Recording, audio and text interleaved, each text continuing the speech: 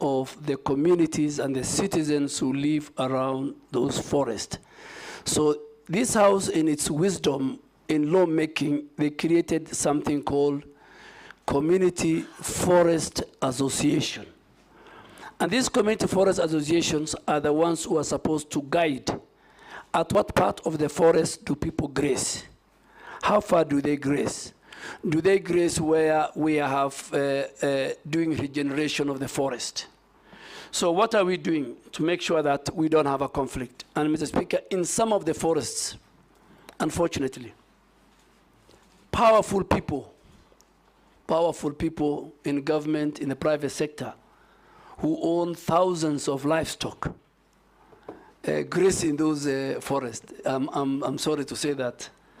But if this House approves me and I become the minister, I want to do some key long-term plans. One, just to have to review the whole grazing management plans, how we can regulate the authorized grazing in our forest ecosystem, how we can fence off areas where we feel are very sensitive in the forest, that we don't allow our animals or our farmers to farm. And lastly, I think the forest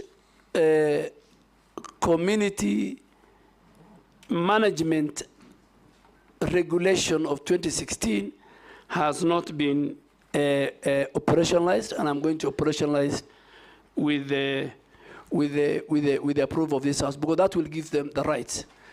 Mr. Speaker, the second question of Honorable Mukami, I didn't get it. If you can repeat it.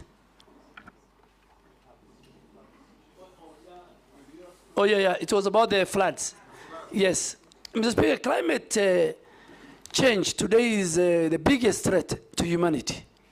I mean, you can see what's happening in India and Ethiopia in the last 1 week. Thousands of people have died because of the mudslide.